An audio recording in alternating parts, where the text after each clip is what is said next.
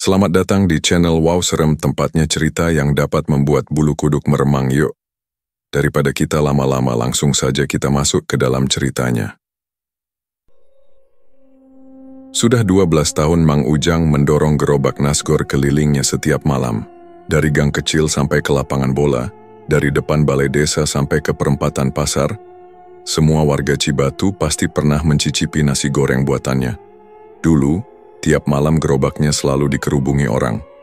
Kadang sampai kehabisan nasi sebelum jam 10 malam. Tapi sejak sebulan terakhir situasinya berubah drastis. Gerobaknya makin sepi, pelanggan lama tak lagi muncul. Anak-anak muda yang dulu suka nongkrong sambil pesan nasi goreng telur dadar sekarang lebih sering duduk di warung baru seberang jalan. Warung milik pendatang bernama Taryo. Warung Taryo memang tampak mencolok. Cat temboknya oranye terang, lampunya putih bersih, dan selalu memutar lagu dangdut pelan yang bikin orang betah duduk. Menu-menunya tak jauh beda. Nasi goreng, mie goreng, ayam penyet. Tapi entah kenapa warung itu selalu penuh. Bahkan malam minggu kemarin, sampai ada yang antre berdiri di luar. Mang Ujang sering memperhatikan dari jauh, dari balik gerobaknya, yang mangkal tak jauh dari pos ronda. Hatinya panas. Sudah dicoba berbagai cara, menambah topping, memberi diskon, bahkan membagikan kupon gratis. Tetap saja orang-orang lebih memilih warung sebelah. Rasanya kok bisa kalah, ya, gumamnya. Suatu malam sambil mengaduk nasi di wajan, istrinya, Bu Ijah, beberapa kali menyarankan agar mereka pindah jualan ke tempat lain. Tapi Mang Ujang menolak. Ini tempatku. Orang-orang dulu kenal aku di sini. Masa aku yang harus minggir? Malam itu, hanya 3 piring nasi goreng yang terjual. Padahal biasanya bisa sampai 20 piring. Uang yang didapat bahkan tak cukup buat beli beras untuk besok. Mang Ujang pulang dengan muka kusut. Ia langsung masuk dapur, duduk tanpa bicara. Bu Ijah hanya bisa diam melihat suaminya murung. Sari, anak semata wayang mereka yang masih duduk di kelas 5 SD, juga tak berani menyapa. Keesokan harinya, Mang Ujang mencoba strategi baru. Ia dorong gerobaknya lebih awal, jam 5 sore sudah mangkal. Tapi tetap saja, hanya segelintir orang yang mampir. Sementara warung Taryo baru buka jam 6, dan dalam hitungan menit langsung penuh. Ente kalah saingan, Jang, kata Kang Warta, tukang ojek langganan yang biasa nongkrong dekat lapak nasi goreng Mang Ujang. Maksud lu? Ya, lihat aja. Warung Taryo itu bersih, rapi, terang. Musiknya enak. Lu mah masih aja pakai lampu tembak kuning, minyak udah hitam, wajan lecet. Orang sekarang nyari yang kelihatan kinclong. Mang Ujang hanya mengangguk, tapi dalam hati, dia tidak yakin. Dulu pun gerobaknya tetap laku walau peralatan seadanya. Bahkan ada yang bilang nasi gorengnya punya rasa khas yang susah ditiru. Satu malam, rasa penasaran membuat Mang Ujang menghampiri warung Taryo. Ia duduk di bangku pojok sambil mengamati suasana. Taryo sendiri tampak ramah, menyapa satu persatu pelanggan. Masakannya cepat, pelayanannya rapi. Saat mencicipi nasi gorengnya, Mang Ujang mengangguk kecil. Enak iya, tapi tidak luar biasa. Rasanya biasa saja. Tapi aroma bumbunya agak aneh. Ada bau wangi seperti kembang, bukan dari bumbu dapur. Tiba-tiba, bulu kuduk Mang Ujang meremang. Dari arah dapur, ia merasa seperti melihat bayangan hitam, sekilas berdiri diam di sudut ruangan lalu menghilang. Tapi saat ia menoleh lagi, tak ada siapa-siapa di sana. Mungkin cuma capek, pikirnya. Malam-malam berikutnya, Mang Ujang makin sering termenung di depan gerobaknya yang kosong. Kadang ia menatap tajam ke arah warung Taryo. Hatinya makin lama makin panas. Ia mulai berpikir macam-macam. Kenapa semua orang beralih ke sana? Apa benar cuma soal tampilan warung? Suatu malam, saat sedang membereskan gerobak, Mang Ujang dihampiri oleh seorang pria tua tak dikenal. Bajunya kumal, wajahnya pucat, dan matanya seperti tak berkedip. Warungmu sepi karena kalah pamor, bukan karena kalah rasa, kata pria itu pelan. Bapak siapa? Cuma orang lewat. Tapi kalau kau ingin warungmu ramai lagi, aku tahu jalannya. Maksudnya? Pria itu tak menjawab. Ia hanya tersenyum tipis, lalu berjalan pergi ke arah kebun belakang musala. Mang Ujang berdiri terpaku. Ucapannya menggema di kepalanya sepanjang malam. Besoknya, Mang Ujang jadi gelisah. Ia mulai bertanya-tanya siapa sebenarnya pria tadi. Ia mencoba bertanya ke beberapa orang, tapi tak ada yang tahu. Bahkan, Kang Warta yang biasa nongkrong dekat situ bilang tak pernah melihat orang seperti itu. Hari-hari terus berjalan, warung Taryo tetap ramai, gerobak Mang Ujang tetap sepi. Rasa iri yang awalnya hanya muncul sesekali kini berubah jadi kemarahan yang susah dikendalikan. Ia mulai membentak istrinya tanpa sebab, dan sering marah saat Sari minta uang jajan. Satu malam Mang Ujang melihat lagi bayangan hitam dari balik warung Taryo. Kali ini lebih jelas. Tingginya 2 meter, badannya seperti dibungkus kain lusuh. Sosok itu berdiri diam, menghadap dapur. Tak ada orang lain yang tampaknya melihatnya. Mang Ujang pulang malam itu dengan pikiran kusut. Di kamarnya, ia duduk memandangi lantai sambil mengingat-ingat kata-kata pria tua itu. Kalau kau ingin warungmu ramai lagi, aku tahu jalannya. Dan untuk pertama kalinya Mang Ujang mulai berpikir, kalau mungkin memang ada jalan lain. Sudah seminggu Mang Ujang diam-diam mengamati warung Taryo lebih dekat. Ia sengaja tidak langsung pulang setelah jualan, melainkan memilih duduk di bangku dekat pos ronda, menghadap ke arah warung itu. Meski gerobaknya sudah kosong, rasa penasaran di kepalanya belum juga hilang. Setiap malam sekitar jam 11 warung itu selalu bersih dengan cepat. Pelayan-pelayan Taryo yang biasanya ramai bergerak tiba-tiba menghilang entah kemana. Tapi yang membuat Mang Ujang benar-benar merinding adalah aroma bunga melati yang perlahan menyebar begitu warung itu sepi. Wangi itu muncul pelan-pelan, seperti ditumpahkan dari dalam dapur dan terus tercium sampai larut malam. Bukan cuma itu, beberapa kali Mang Ujang mendengar suara aneh, bukan suara orang ngobrol atau alat masak, tapi suara gamelan pelan, seperti dari kejauhan. Suara yang tidak masuk akal, karena jelas tidak ada acara apa-apa di sekitar situ. Lagunya pun terasa asing, seperti dari zaman dulu. Malam ketiga ia mengintai, Mang Ujang melihat sesuatu yang membuat lehernya dingin. Seekor ayam hitam mondar-mandir di belakang dapur warung Taryo. Tidak aneh kalau cuma ayam, tapi ini ayam hitam legam. Matanya merah menyala saat terkena cahaya lampu, dan gerakannya seperti bukan ayam biasa. Langkahnya pelan tapi teratur, mondar-mandir seperti sedang menjaga sesuatu. Ayam jago mana ada keliling tengah malam gitu? Gumam Mang Ujang sambil merapatkan jaket. Ia tak bilang apa-apa pada Bu Ijah di rumah. Tapi sikapnya mulai berubah. Ia jadi pendiam.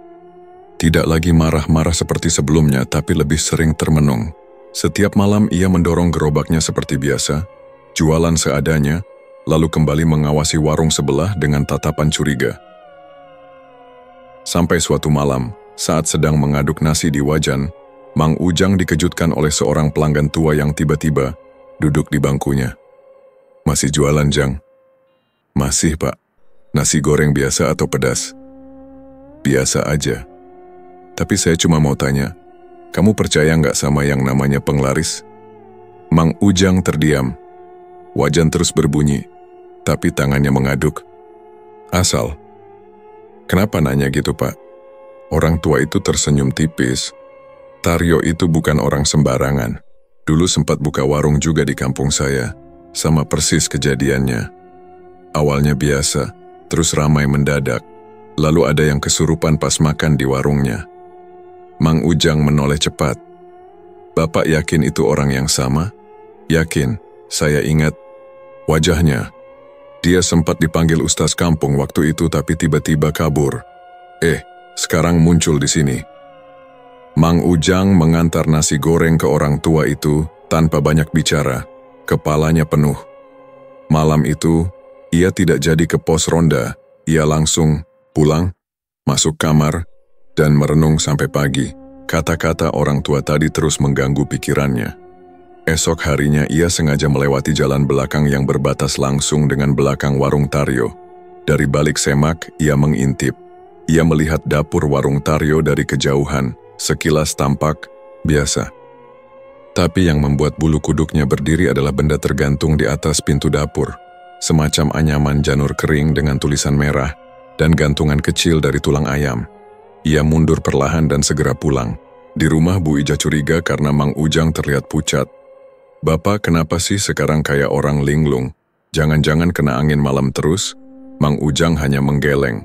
Ia belum berani cerita. Ia tahu istrinya orang yang taat, tidak percaya hal-hal gaib. Tapi Mang Ujang merasa, semakin hari semakin nyata ada sesuatu yang tidak beres di warung sebelah. 2 hari kemudian, ia kembali ke belakang warung Taryo.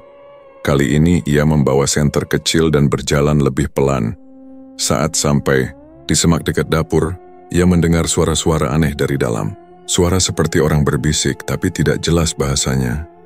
Seperti mantra atau doa dalam bahasa asing. Diselingi suara ayam berkokok pelan. Tiba-tiba ayam hitam itu muncul lagi. Berdiri diam menghadap ke arah Mang Ujang. Entah kenapa, tubuh Mang Ujang tak bisa bergerak. Matanya terkunci pada tatapan ayam itu. Dadanya sesak, napasnya pendek. Ia seperti dipaku di tempat.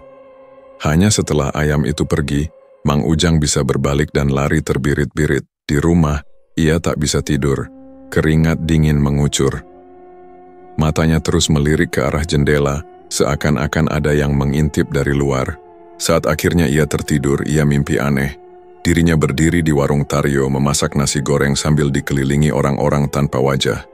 Mereka hanya tertawa dan suara gamelan terus berbunyi di latar belakang. Paginya ia merasa lebih lelah dari sebelumnya. Konflik dalam hati Mang Ujang mulai tumbuh. Ia makin yakin ada yang tidak beres dengan warung Taryo. Tapi ia juga sadar, dirinya tak punya bukti apa-apa. Mau lapor ke RT, belum tentu dipercaya. Mau cerita ke orang, pasti dianggap iri. Bahkan Bu Ijah pun mungkin akan mengira ia mulai stres. Namun, yang paling menyiksa adalah perasaan bercampur, antara takut, penasaran, dan sedikit tergoda. Warung Taryo selalu ramai. Rezeki seperti mengalir tanpa henti. Sedangkan ia, meski jujur dan berusaha keras, tetap sepi. Hati kecilnya mulai bertanya, apa salahnya kalau ikut jalan yang sama? Tapi suara lain di kepalanya menolak. Kalau itu beneran penglaris, harganya pasti mahal. Malam itu Mang Ujang kembali ke depan warung Taryo. Ia berdiri diam, memperhatikan dari balik pohon. Seketika angin berhembus kencang, membawa aroma melati yang sangat kuat, terlalu kuat, bahkan seperti dituang langsung di depan hidungnya. Dan di jendela dapur sekali lagi, Mang Ujang melihat bayangan tinggi besar berdiri. Ia mulai menyadari, warung itu bukan sekadar tempat makan. Dan kini, pertanyaan paling berat muncul di benaknya. Haruskah aku membiarkan saja, atau ikut masuk ke dalam dunia yang sama? Sejak kejadian malam itu, kepala Mang Ujang makin dipenuhi pikiran gelap. Ia tak lagi bisa tidur nyenyak. Setiap malam ia merasa ada yang mengawasi dari luar rumah. Bau melati yang dulu hanya muncul di dekat warung Taryo, kini seperti mengikuti sampai ke depan rumahnya. Kadang terdengar juga suara ayam berkokok jam 2 dini hari. Bukan suara biasa, tapi serak dan panjang seperti jeritan. Di warungnya, dagangan makin tak laku. Beberapa pelanggan lama yang sempat mampir hanya datang 1-2 kali, lalu pindah lagi ke warung Taryo. Ada juga yang terang-terangan bilang, "Maaf Mang, saya sekarang cocoknya makan di sebelah, enteng di perut." Enteng di perut, Mang Ujang tambah curiga. Seolah-olah ada yang ditanam di makanan warung sebelah. Tapi ia tak bisa berbuat apa-apa. Tak ada bukti. Tak ada yang bisa dipercaya. Sampai suatu sore, Mang Ujang nongkrong di warung kopi depan lapangan. Di situ ada beberapa orang tua yang sedang ngobrol soal hal-hal gaib.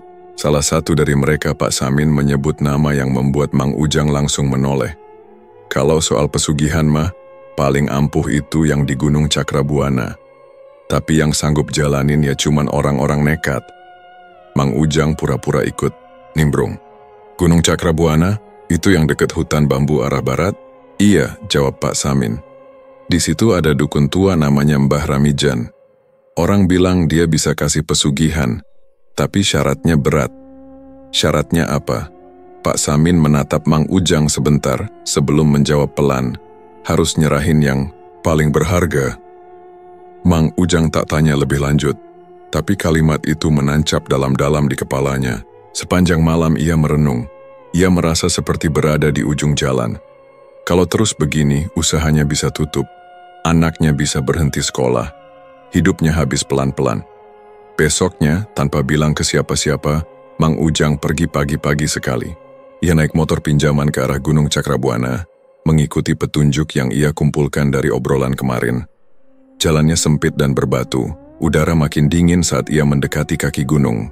Setelah sekitar 1 jam perjalanan, ia sampai di sebuah gapura batu tua, tertutup tanaman liar. Di baliknya, ada jalan setapak yang hanya cukup untuk 1 orang lewat.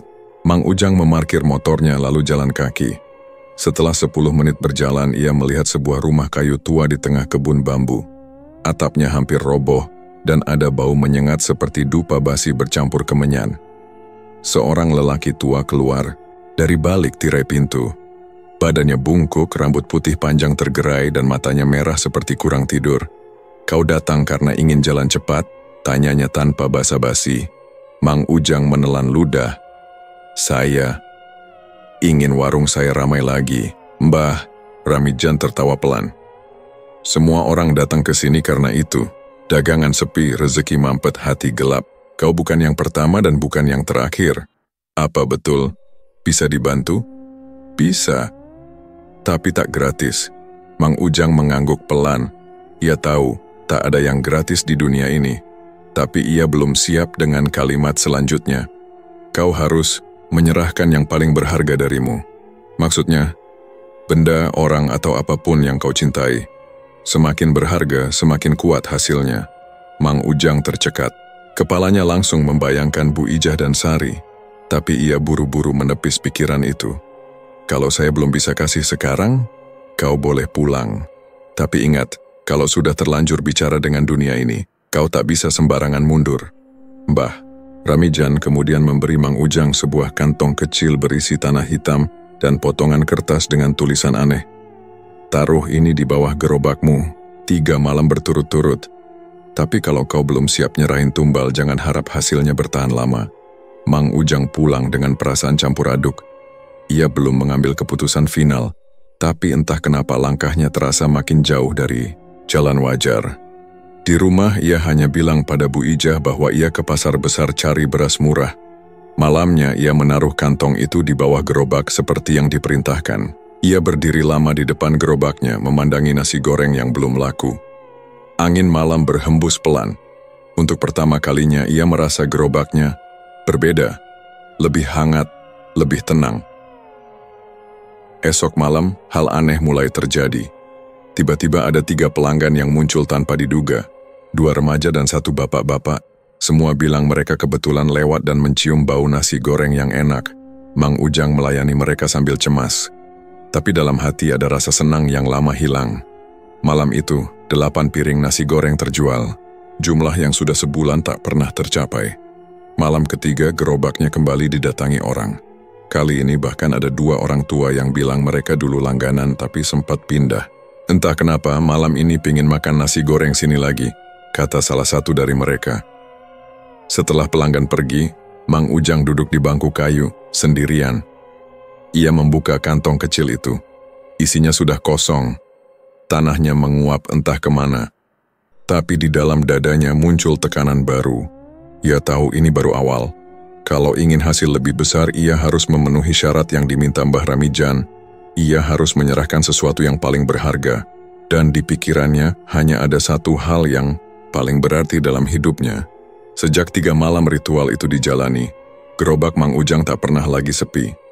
Tiap sore, bahkan sebelum ia dorong gerobaknya ke pinggir jalan, sudah ada yang menunggu. Anehnya, banyak wajah baru. Ada yang mengaku dari kampung sebelah, ada pula yang bilang dengar dari mulut ke mulut kalau nasi goreng Mang Ujang sekarang beda. Bumbunya nendang banget, Mang. Kayak ada rasa yang nyangkut di lidah, kata seorang pelanggan. Waktu makan itu, rasanya kayak tenang, enteng, enak. Susah dijelasin, ujar yang lain. Mang Ujang cuma senyum-senyum. Di dalam hatinya, ia senang, tapi juga ngeri. Ia tahu semua ini bukan karena resep rahasia. Semua ini efek dari kantong tanah yang ia tanam di bawah gerobaknya. Dan ia sadar, masih ada harga yang belum lunas. Setiap malam uang yang masuk makin banyak. Dalam seminggu Mang Ujang bisa dapat lebih banyak dari biasanya dalam sebulan. Ia pun sempat beli perabot baru di rumah, ganti kompor, bahkan membelikan Sari sepatu baru buat sekolah. Tapi kebahagiaan itu tak bertahan lama. Sari mulai sakit-sakitan. Awalnya cuma demam ringan, lalu batuk dan panas tinggi. Tiap malam, gadis kecil itu mengigau dalam tidur. Kadang menangis sambil teriak-teriak, "Jangan bawa aku, jangan." Bu Ijah mulai panik. "Ujang, ini anak kenapa ya? Kok makin parah? Apa kita bawa ke puskesmas ya?" Mang Ujang mengangguk tapi dalam hati ia gelisah. Ia ingat pesan Mbah Ramijan.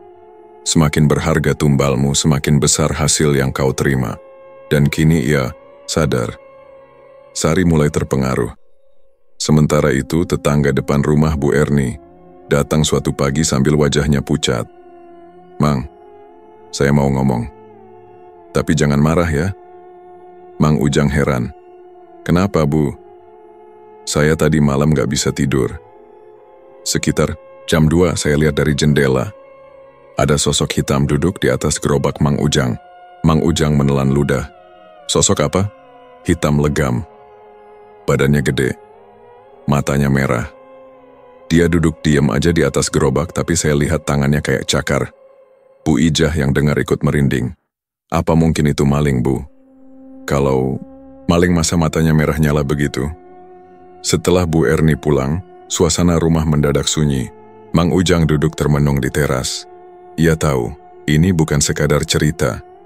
Ia pernah dengar kisah orang-orang yang menyerahkan tumbal dalam ritual pesugihan.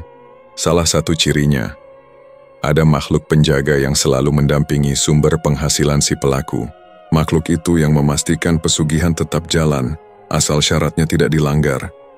Malamnya, saat Mang Ujang pulang dagang, ia sengaja berdiri agak jauh dari gerobaknya. Lampu jalan remang-remang. Angin malam berhembus dingin. Ia perhatikan bagian atas gerobaknya, tak ada apa-apa. Tapi begitu ia menunduk mengambil kunci pagar, ada suara cekikikan pelan dari belakang gerobak. Suara yang tidak mirip manusia.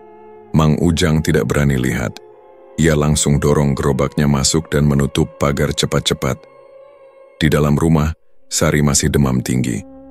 Bu Ijah mulai menangis, pelan memeluk anak semata wayangnya yang kini tubuhnya makin kurus. Kadang-kadang Sari terbangun sambil menjerit, bilang dia melihat nenek jelek bawa karung.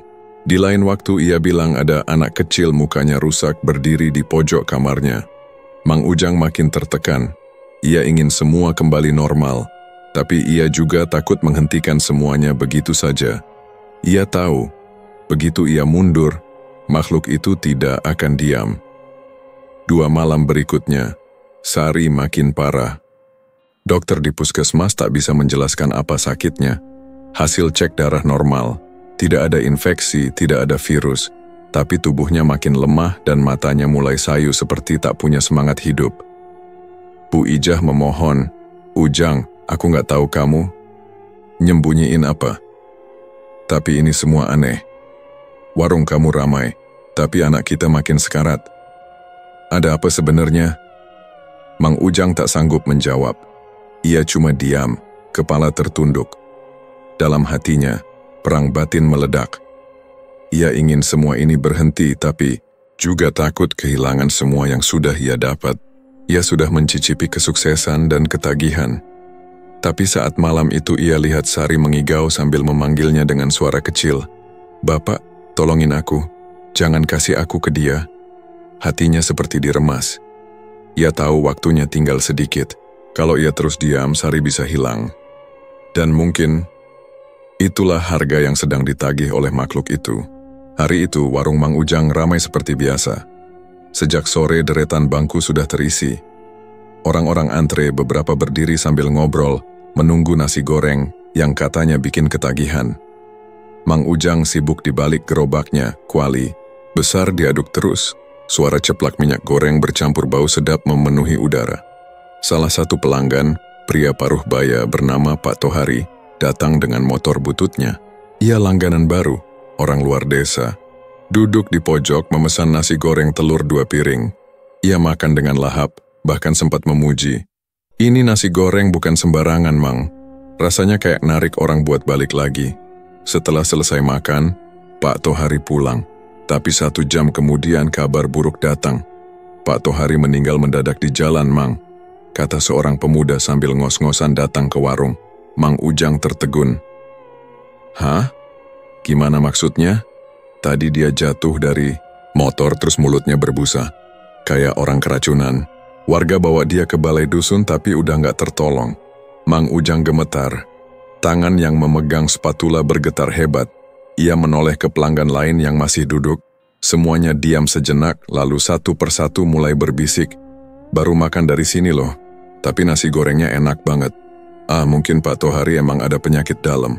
Mang Ujang berharap kabar itu akan bikin warungnya kosong, tapi justru sebaliknya. Malam itu, jumlah pelanggan justru bertambah. Beberapa malah penasaran, datang karena pengen coba nasi goreng yang katanya bikin orang mati tapi puas.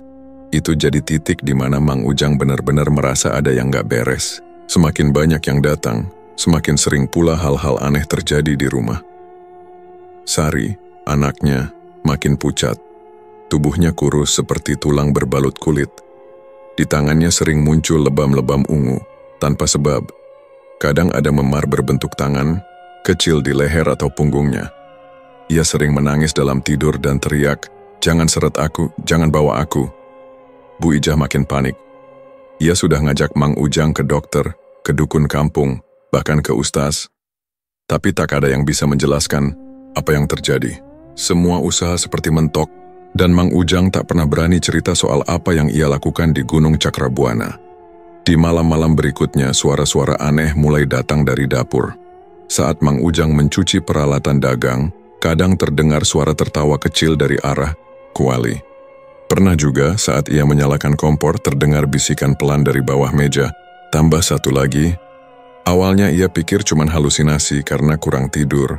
Tapi suara itu makin jelas makin sering. Kadang terdengar dari dalam lemari bumbu, kadang dari bawah lantai dapur. Semuanya menuntut satu hal, tumbal. Sementara itu, ayam hitam yang dulu cuma dilihat di belakang warung Taryo, kini muncul di depan rumah Mang Ujang tiap malam. Berdiri diam menatap lurus ke pintu, lalu menghilang begitu saja. Tetangga mulai bisik-bisik, kayaknya warung Mang Ujang ada yang jagain. Bukan cuma jagain, kayak ada kutukan. Suatu malam Mang Ujang tidak bisa tidur. Ia duduk sendiri di dapur, lampu sengaja dimatikan. Ia ingin memastikan sendiri suara-suara itu.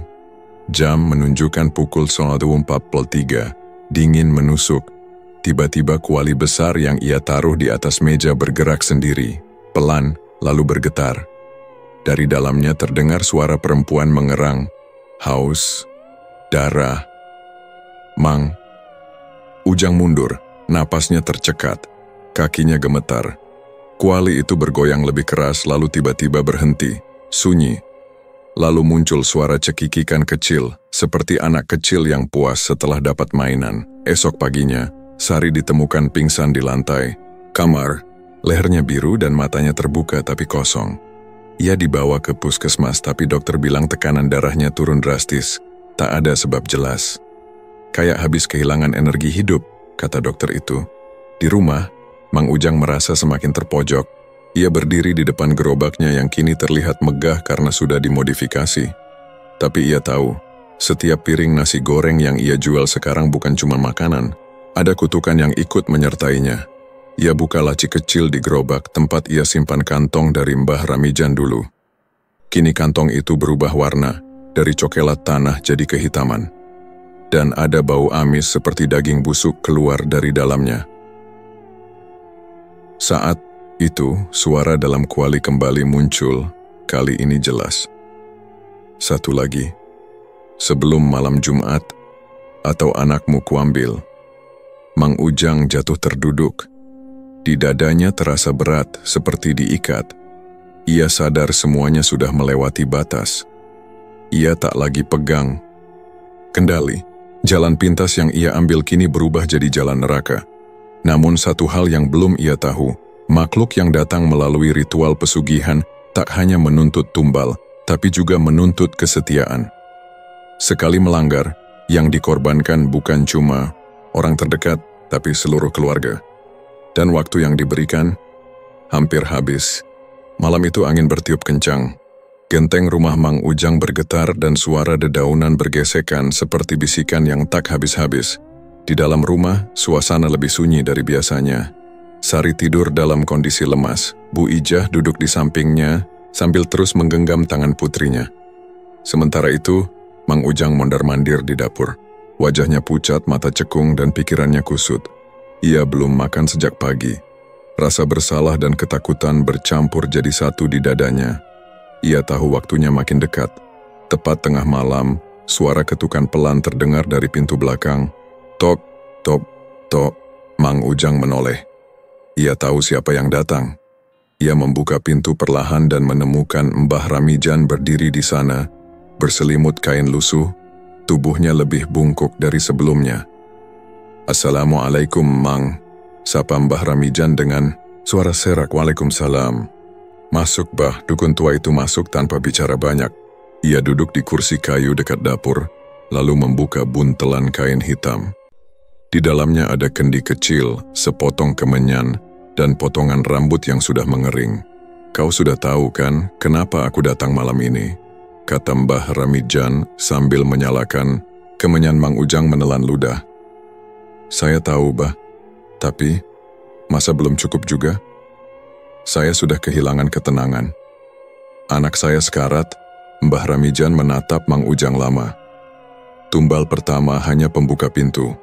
Tapi kalau kau ingin warungmu tetap ramai, dan kalau kau ingin anakmu tidak mati begitu saja, kau harus serahkan darah keluarga. Mang Ujang terdiam. Keringat dingin mengalir dari pelipisnya. Darah keluarga? Mbah Ramijan mengangguk.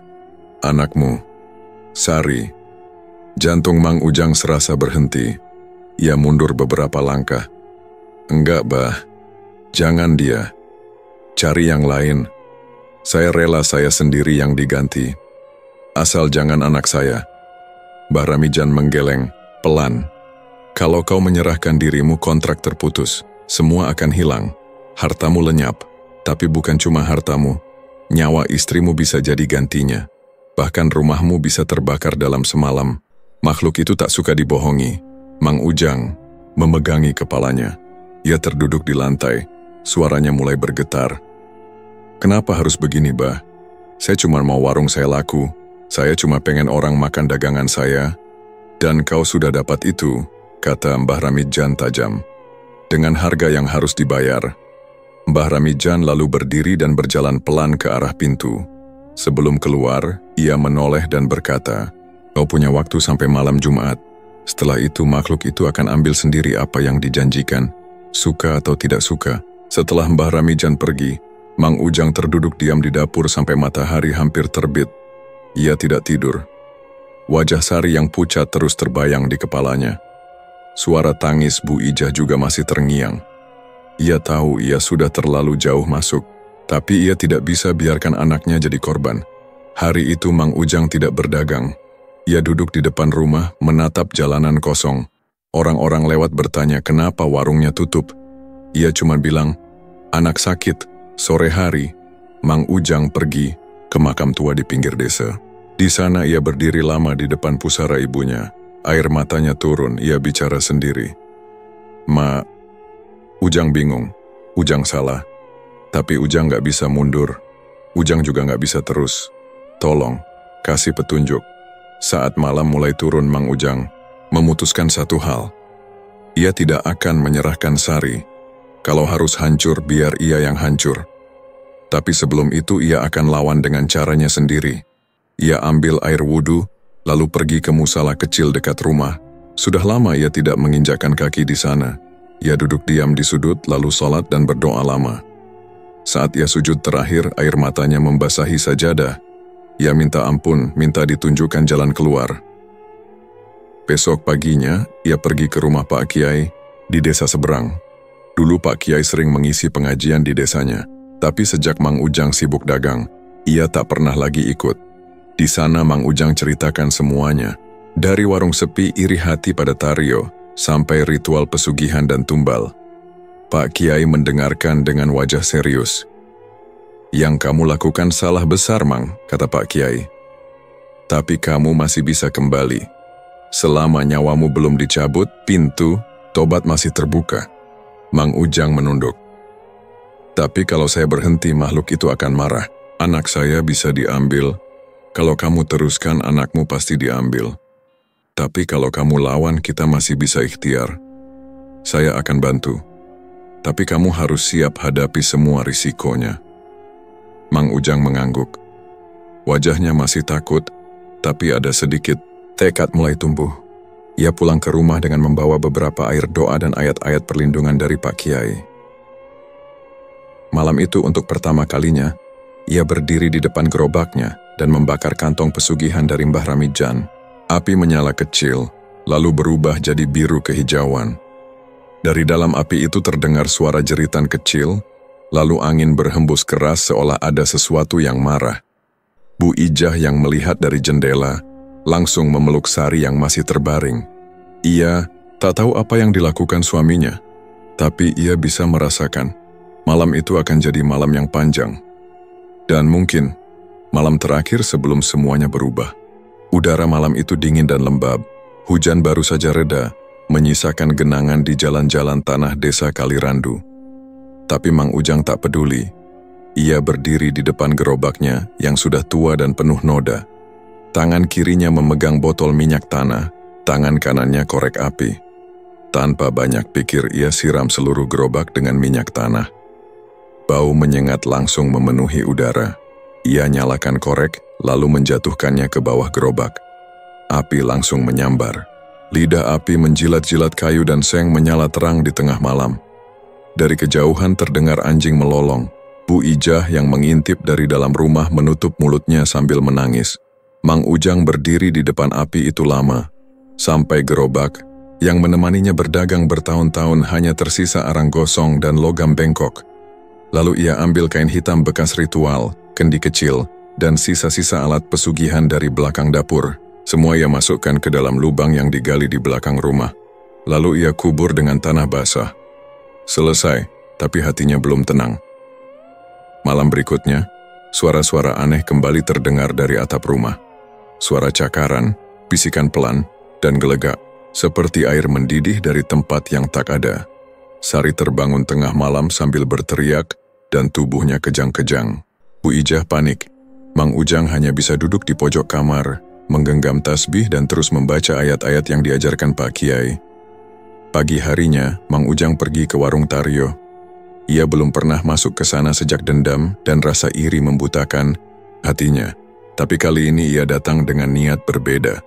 Warung Taryo sepi pagi itu, tidak seperti biasanya. Meja-meja kosong, piring-piring masih kotor, dan bau anyir tercium dari arah dapur. Taryo duduk di kursi belakang, menatap kosong ke arah tembok. Matanya merah dan wajahnya kusam. "Tar," sapa Mang Ujang pelan. Taryo menoleh perlahan. "Mang Ujang," suaranya berat dan serak, "kita perlu ngomong." Taryo tidak menjawab tapi ia memberi isyarat agar Mang Ujang duduk. Mereka duduk berdua di warung itu dalam suasana yang aneh dan menekan. "Gua tahu soal pesugihan itu," kata Mang Ujang. Taryo tersenyum miris.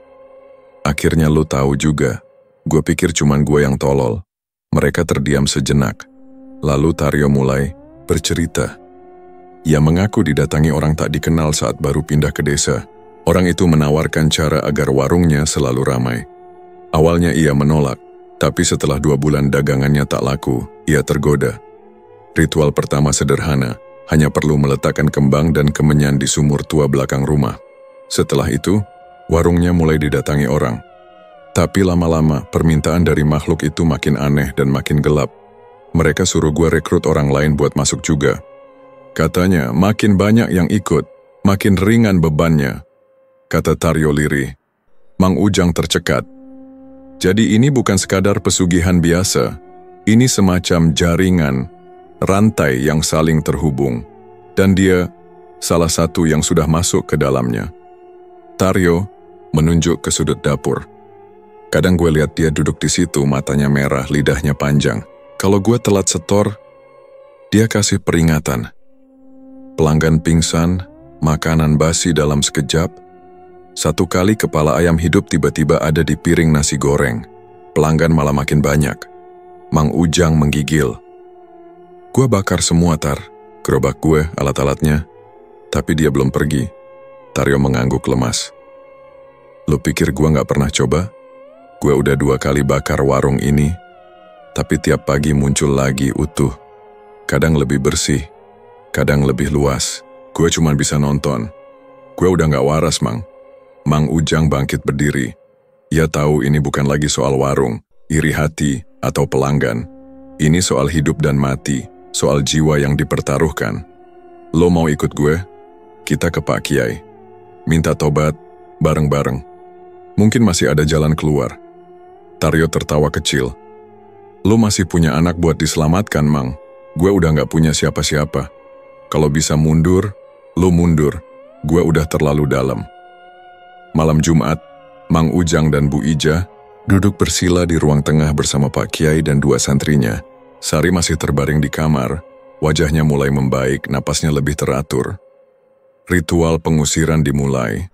Ayat-ayat dibacakan keras, air doa dipercikan ke sudut-sudut rumah.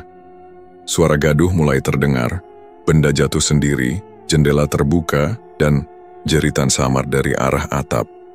Lalu, terdengar suara ledakan kecil dari belakang rumah. Pak Kiai menyuruh Mang Ujang tidak keluar. Santrinya mengecek, ternyata tanah yang digunakan untuk mengubur alat pesugihan menggembung, lalu meledak seperti ada tekanan dari dalam. Aroma daging terbakar memenuhi rumah. Sari menjerit, lalu pingsan. Pak Kiai terus membaca doa sambil mengguyur lantai dengan air. Doa. Mang Ujang memeluk istrinya dan menangis. Ia tak peduli lagi soal warung, dagangan, atau uang. Ia hanya ingin anaknya selamat. 2 hari kemudian, berita mengejutkan datang. Taryo ditemukan meninggal di dalam warungnya. Tubuhnya menghitam, seperti hangus terbakar dari dalam. Tapi tak ada api sedikit pun yang terlihat. Tak ada yang tahu sebabnya. Polisi pun bingung. Warung itu langsung ditutup. Warga desa berhenti membicarakannya setelah seminggu. Mereka memilih diam. Tapi rasa takut masih membekas. Sementara itu, Mang Ujang berhenti berdagang.